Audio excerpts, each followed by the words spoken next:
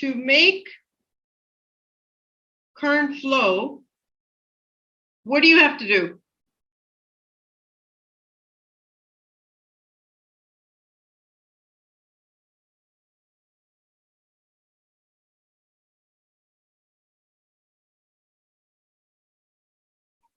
You have to push on the charges.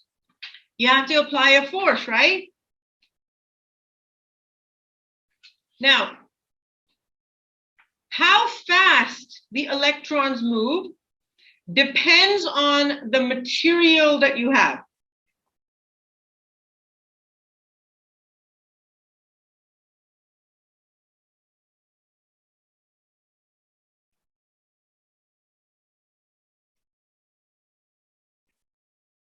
For most substances, basically what they're saying is they depend on whether they're conductors, semiconductors, or insulators, right? For most substances, current density that we called J is proportional to force per unit charge. F over Q, and I believe Griffiths calls this little f. Now, how do I get rid of the proportionality? So basically what he's saying is current density is proportional to F, and I believe Griffiths calls this little f. How do I get rid of this proportionality? And what he says is that, right? And they're both all vectors, right? Mm-hmm. So this is a vector, this is a vector, this is a vector, this is a vector. I have an objection. Do you remember what this sigma was in the last chapters? We called it surface charge density. This is not that. This is what he calls conductivity. So I would like all of us to add C here. This is a constant, a proportionality constant, basically meaning conductivity. So the way I think of this is I'm going to call this one sigma C to remind myself that this sigma C is 1 over resistivity and not the surface charge density.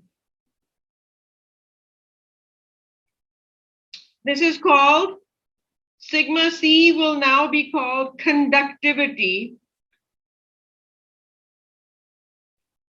of a material. And the way you want to think about it is, if the conductivity of a material is large, that means it is a good conductor. Large sigma C implies a good conductor. Mostly of electricity as well as thermal heat. But in our case, we are only going to be talking about electricity. Next semester, in thermal, we will talk about dt over dx.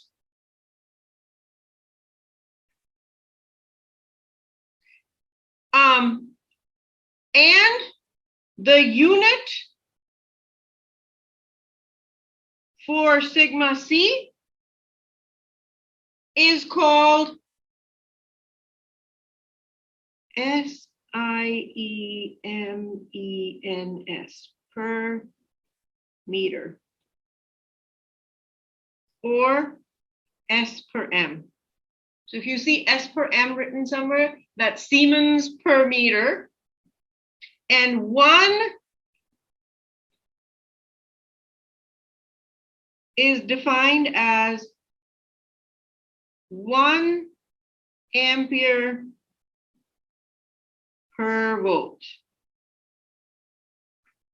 So it's basically I over V.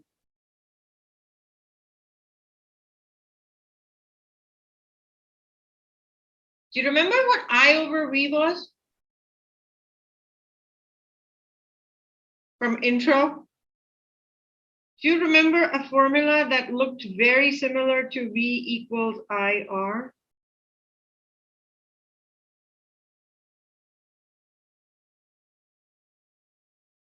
Ohm's law. Also, I want to talk about resistivity right here before we move on. So resistance, resistivity, rho, the SI units are ohm meter. It's going to start mattering in a second. And combining these two, I can say together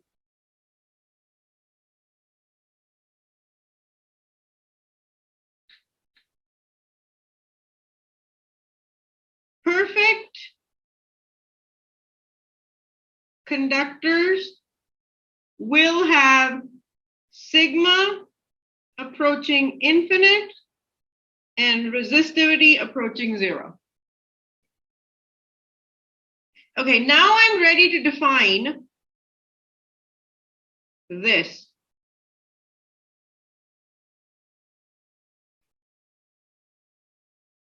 For all intent and purposes, the force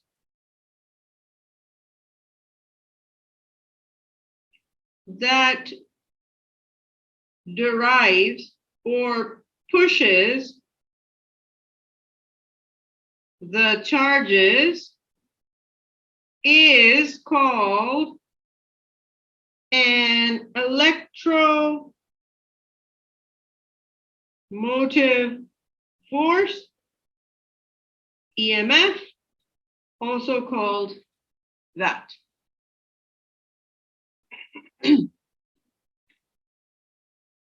And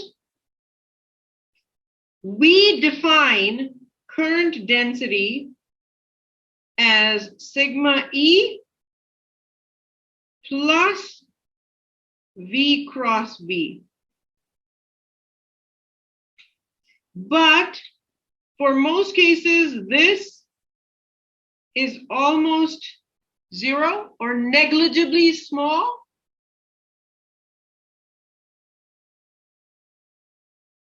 So we can write J as sigma C E. And if you look carefully enough, you will realize that all I have done is taken my Ohm's law and rewritten it.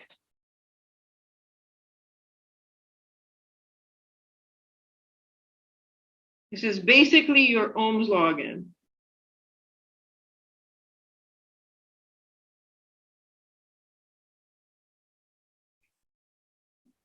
So let me rewrite this in two forms that are equivalent to each other, but you will see them. So J can be written as sigma CE,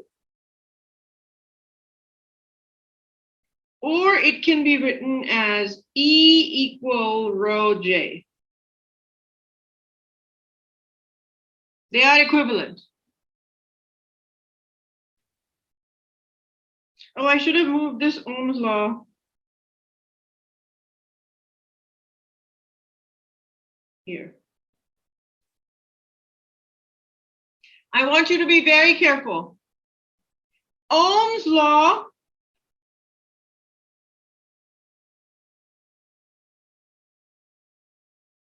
only holds for isotropic materials. What are isotropic materials? Materials that have the same properties all over, right, in all directions. And those specific materials that obey Ohm's law are called ohmic materials. Not all materials are ohmic materials. Only specific materials are ohmic. And what is the criteria of being an ohmic material?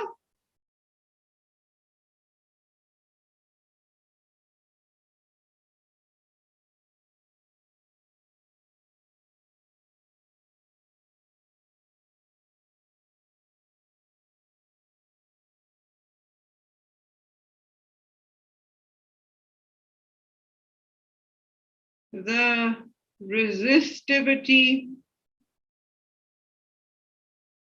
of the material is independent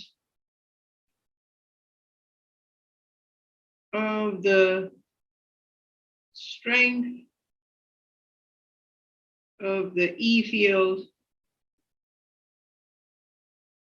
for a wide range of values.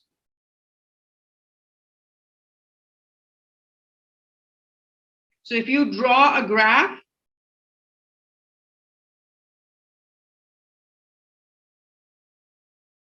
between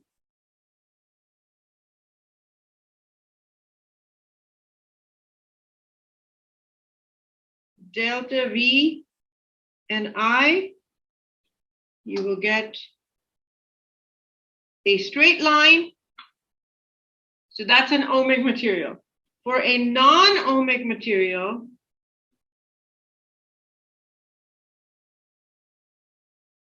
that graph will look like this.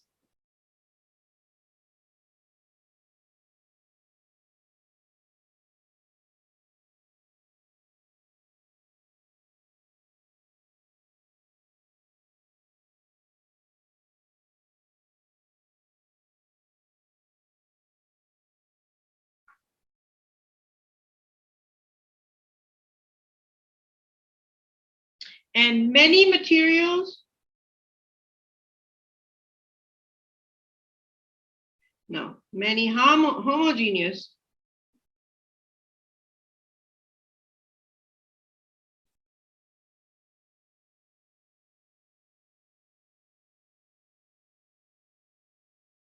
materials, especially conductors, are ohmic materials.